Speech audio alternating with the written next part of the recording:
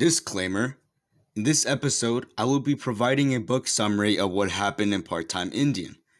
If you don't want to know what happens, then I recommend you to read the book. This book is amazing and definitely should read this if you're looking to find another book to read. Thank you. Hey, yo, what are you watching, my guy? That's alright. Oh shoot. Get the hell out of my house. Yes, I understand. Just get out. I'm on it. No more battle cats. Yep. Man, how did I catch you lagging this bad, bro? You're fried. I don't know, man. Go revive your channel because it's on life support. And I'm telling everyone, even your dog. Will do. Well, I just got kicked out. Crap.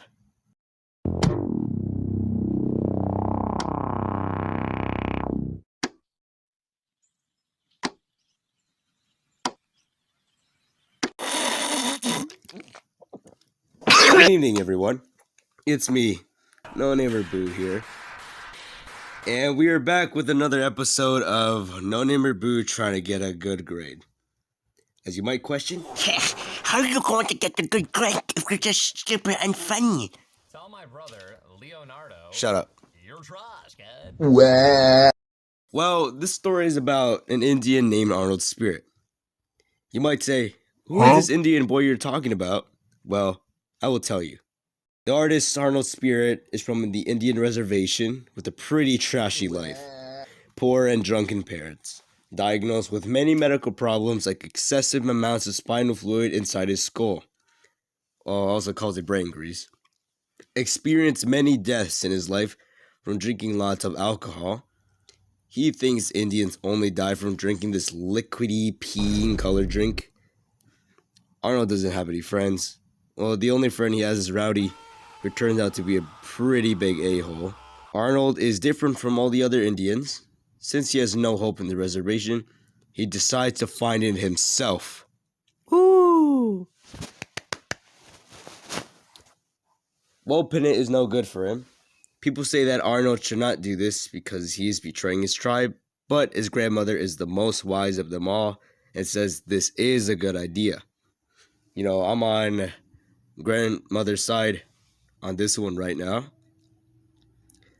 His grandmother unfortunately was run over from a car by a drunk driver, but she forgives him anyways, so everyone is cool. Arnold tells Rowdy that he is going to a new school, in which Rowdy got angry and started saying some offensive slurs, which I cannot say, or you two will just kill me or something, I don't know. The Indian boy going to an all-white school, not knowing if he'll finally have hope. Redden High School, the all-white school in this Indian will face. Do you think that this scrawny, big-hand kid is going to find hope? Well, he will. You know, I can kind of relate to Arnold because, well, when I was young, I was surrounded by many white people in my old school and... Hey, NoNamerBoo! Shh! Don't let the public know what school you were taught before. Sorry. Okay, well, I was like the only Mexican in the school. In Rodan, Arnold is not Indian in this location. He is part-time Indian. Indian in the reservation, white in the high school. First day in his class, he meets a girl named Penelope, who is obsessed with. Arnold wants to be respected, or what his grandmother says, part of the pack. Well, one day Arnold accidentally punches Roger, expecting to be beat up, but turns out Roger is a really good person and supports Arnold throughout the book. People think Arnold is some rich kid, but Penelope and Roger find out when they go to eat with Arnold, and well, before he pays with no money, he goes to the bathroom, and then Roger realizes that Arnold is poor and cannot pay for the food. So Roger, becoming the nice person he is, he decides to give him $40. This shows Roger is a really good friend. He thinks that Penelope and Arnold would make a great couple. Arnold's dad can't pick him up because he's probably drunk somewhere, so that means Arnold has to run a marathon 15 times to get to the home in the freezing cold. Penelope felt bad about Arnold, so she told Roger to take him home, which he doesn't mind. Before they went home, Penelope actually kissed Arnold in the cheek. Oh my gosh. Oh my gosh. That's crazy. I bet Arnold felt flabbergasted and jitterbugging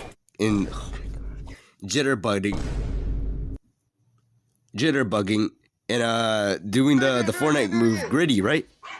Psst, psst, psst. Hey, is that what the kids say these days? Like 2022, like cap or something?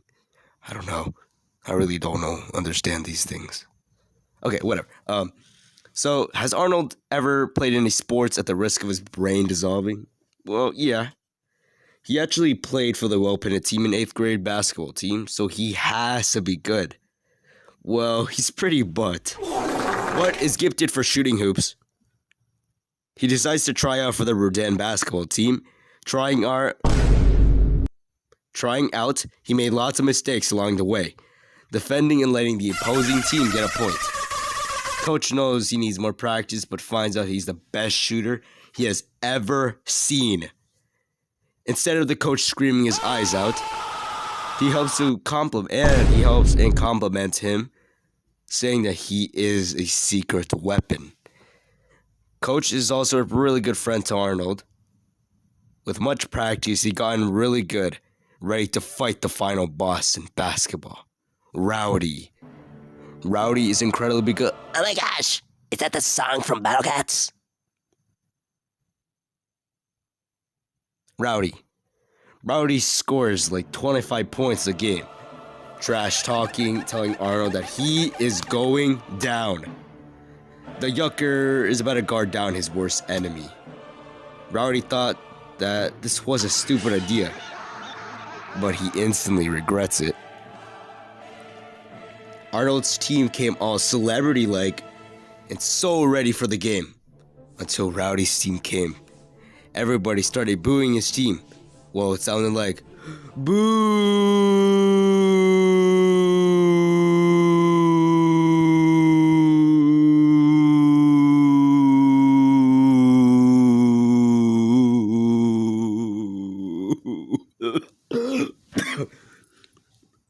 It was about to go down in 3, 2, 1, go.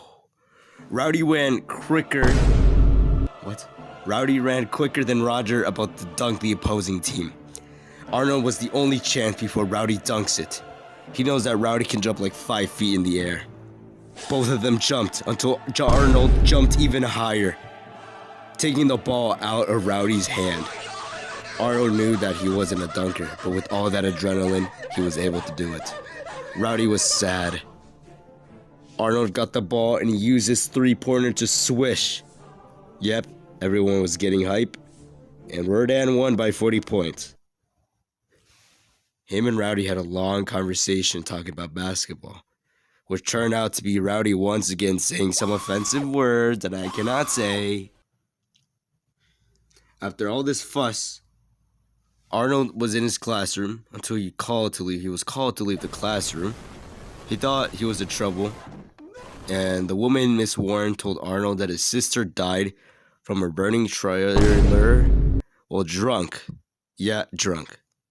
So, you might agree with Arnold, but I don't. And her husband also died as well because he was drunk. And he was Indian. Bruh. Yep, another Indian died from alcohol. Weird that Arnold was never sad. He was sent home to go to the funeral. When his dad picked him up, his entire car ride was just him laughing his eyeballs out.